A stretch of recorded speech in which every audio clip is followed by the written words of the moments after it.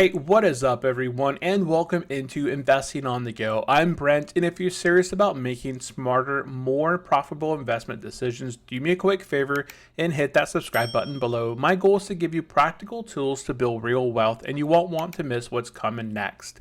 Now, let's go ahead and talk about today's topic and how this brain glitch is costing you millions, the hidden mental flaws in investing. So with that said, let's begin. Your brain has a glitch. Seriously, it's a tiny error in your mental code that makes you terrified of missing out. FOMO, otherwise known as the fear of missing out, makes you wildly overconfident in your own genius and more scared of small losses than you are excited about huge gains. Markets amplify this glitch by being unpredictable as ever. This one glitch is an invisible force that could be costing you a fortune. But there is good news. I'm about to show you where the off switch is. Now, the problem, the human brain versus the markets. Let's be real, your brain is a masterpiece. It's a survival machine, brilliant at spotting a threat, finding food, and making snap judgments that have kept us alive for thousands of years. But the one thing it has never been designed to do is play the stock market. See, the market isn't a jungle. It's a complex system of logic and long-term probabilities, yet we all walk into it using what behavioral economics call wetware, that ancient emotional gut-driven programming. Investors are predictable, irrational. Our decisions are hijacked by fear and greed all the time, causing us to buy high, sell low, the literal opposite of the goal. This isn't a personal failing, it's a design flaw in the human operating system. Now, let's go ahead and jump into fast brain versus slow brain. When you invest, you're in a constant tug-of-war between two parts of your brain.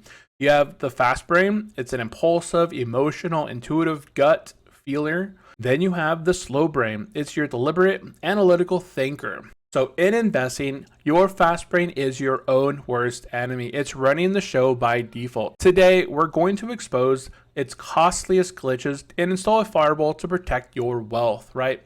You have the logic side and the chaos. The overconfidence glitch. The first and maybe the most dangerous glitch is overconfidence. It's that little voice in your head that after a few winning trades starts whispering, you're not just lucky, you're a genius. You start thinking you've got some special insight that nobody else can see. People mistake a market rise for their own brilliant skills. This leads to something called earn dogmatism, which is a fancy way of saying that the smarter you think you are, the more you close your mind to new information, especially if it tells you that you're wrong. You stop asking questions and start assuming that you have all the answers. And the cost of this, it's huge. Overconfidence makes you trade way too much, racking up losses, fees, and taxes that bleed your returns dry. It pushes you to take ridiculous risks, like putting half your portfolio into one trendy stock that you don't even understand. You hear about this company, you like its products, you just assume it's a great investment without even looking at the balance sheet. That isn't investing, that's just an expensive guessing. This kind of ego trip is a leading cause to the catastrophic losses when the market eventually and inevitably turns downwards. Now, let's go ahead and talk about the off switch, the circle of competence. So, what's the off switch for the overconfidence glitch? It's a simple rule from Warren Buffett, the circle of competence. Here's the rule. Before you invest a single dollar into any individual company, you have to be able to explain what that company does, how it makes its money, why it beats its competition, and its biggest risks, as if you were explaining it to a 10-year-old. Now, if you can't, you don't invest, period. This isn't about being the smartest person in the room. It's about knowing the limits of your own knowledge. Discipline beats ego and helps separate informed decision making from pure speculations. Now, let's go ahead and jump into the FOMO glitch, the herd mentality, as some will call it. So the second glitch is one that we've all felt in our FOMO, the fear of missing out. It's a powerful, anxiety-fueled impulse. Back in the day, following the herd was wired into our social DNA, keeping us safe from predators. But in investing, it leads you right into them. The meme stock crypto hype FOMO is that feeling you get when you see the stock or crypto coin go vertical. Your friends start talking about it, influencers hyping it up, the headlines are screaming about it, overnight millionaires. Your rational brain might be saying, wait a second, but your emotional fast brain is screaming, everyone is getting rich but me. I want to get into it now. Now, this is where the cost hits. Buying at the absolute peak of a hype cycle is one of the fastest ways to light your money on fire. It causes people to pile into assets at insane valuations, right as smart money is quietly slipping out the back door. Just think of the meme stock craze. So many people who jumped in at the top, driven by pure herd mentality, got absolutely crushed when the hype vanished. This glitch turns investing into a frantic chase, and that chase almost always ends in buying high and panic selling low. So try to avoid that. Everyone's always after that hot stock, crypto, all that stuff. Okay, talking about the off switch, the 24-hour rule. So this is all about delaying purchases for 24 hours. It's so simple, it's brilliant. The next time you feel that desperate urge to buy a hot stock everyone is buzzing about, you invoke this rule. You are forbidden it from buying it for 24 hours. You got to find, this is going to be your cooling off period. Your job is to find 3 solid, well-reasoned arguments against making this investment. Actively seek out critics, find the bearish analysts, and find out why they're bearish against it, or if they're bullish against it. That deliberate pause lets the emotional wave of FOMO crash and fade, which allows your logical to catch up, preventing impulses. It stops you from making any permanent financial decisions based on temporarily feeling. So if you're feeling about buying GameStop or XRP or something else out there, just stop. Give yourself 24 hours. If it's skyrocketed in that time frame, you're probably buying into FOMO, and you'll probably see that thing crash right afterwards. So getting started investing today. All right, we're halfway through reprogramming your investment brain. If you've already had some aha moments about these glitches have been secretly running your portfolio, do me a quick favor and hit that subscribe button below. We're going to keep exposing these mental traps and give you the real tools to help build lasting wealth. And speaking of tools, if you're ready to start putting these principles into practice, SoFi Invest has an offer to help you get started. Through their referral program, new members who open a SoFi active investment account can get a bonus. You can sign up using the link in the pinned comment down below, and when you fund your account with at least $25, you can get $25 bonus right off the bat. It's a great way to kickstart your disciplined investing journey. With that said, let's go ahead and jump into the loss aversion glitch. So this next glitch is probably the most powerful of all, loss aversion. Psychologists prove that losses hurt 2 times more than gains as the pleasure of the equivalent gain. What that means is losing $1,000 feels twice as bad as winning $1,000 feels good. This bias is baked directly into our DNA.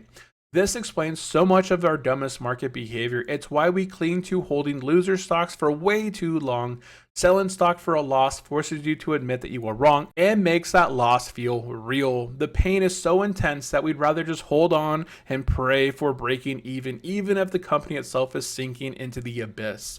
So on the flip side, it's why we also sell our winners way too early. We get a little profit and we're so scared of losing it that we cash out, missing out on much bigger long-term gains. In a shaky market, the cost of loss aversion is staggering. It's the #1 driver of panic selling. The market drops 10%. And the fear of dropping it even more becomes overwhelming, and this drives panic selling. These so-called investors lock in what was just a temporary paper loss and make it permanent. Then they sit on it on the sidelines in cash, too scared to get back in and miss the inevitable rebound, completely destroying their long-term returns. Study after study shows that investors who react emotionally to downturns do far worse than those who simply stay put. So this goes back to early February, April here of 2025, where the market toppled 18 to 22% between the S&P and NASDAQ. Investors were constantly saying in the market, hey, I'm selling out of my portfolio. I'm selling out of my 401ks, my investment accounts. I saw, individuals posting on threads on YouTube that they were selling out. The market's a sham. Not even a month or 2 months later, the market had completely recovered. Here we are, September 2025, about 8% higher than we had been in February highs. So we've already recovered all of the market losses taking place earlier this year and have put on gains on top of that. So this kind of goes into that loss aversion glitch, right? So with that said, let's go ahead and jump into the off switch of investment pre-mortem. Let's talk about defining exit rules before entering individual stocks. So before you buy, you perform a pre-mortem. You open up a document or take out a notepad and write down the exact conditions in which you will sell. You define your exit strategy before you even have an entrant. For example, I will sell this stock if its price falls 20% below where I paid. That's going to be a stop loss. Or, you know what, I'll go ahead and sell the company if the revenue growth stops for 2 quarters in a row, or I'll sell if I hit a 50% gain or find a better place for that money. So pre-commitment prevents panic and keeps you calm and rational. You're creating a lifeline for your future self and one who will inevitably be emotional and panicked. It's a contract you make with yourself to short circuit fear and make a logical choice in the heat of the moment. Now, let's go ahead and talk about the universal off switch. We've talked about specific switches for specific glitches, but what if there was a master switch, a universal system to override all these flawed mental shortcuts for good? Well, there is. It's called the rule-based investment plan, and this is one that I follow myself. This is the ultimate fix because it takes you with all your bias, emotions, and bad habits out of the day-to-day decision-making process as much as possible. Your greatest enemy in investing isn't the market, it's your own impulsive self. A rules-based plan is the fortress you build to protect your money from that enemy. So what does this actually look like? It means creating a simple written plan with automation that defines your goals and what your strategy is. Automation means automating your investments, putting in a fixed amount on a regular schedule, no matter what the headlines say. This technique is often called dollar cost averaging for everyone out there who has never heard of DGA, but this forces you to buy more when prices are low and less when prices are high. It means having a simple checklist for every potential investment. Is it in my circle of competence? Does it meet my valuation criteria? If you can't tick all these boxes, you don't buy it. Simple. This also means setting rules for rebalancing your portfolio once or twice a year, which forces you to trim your biggest winners and buy more of your underperformers if you're so confident in those individual stocks. In other words, it makes you systematically sell high and buy low.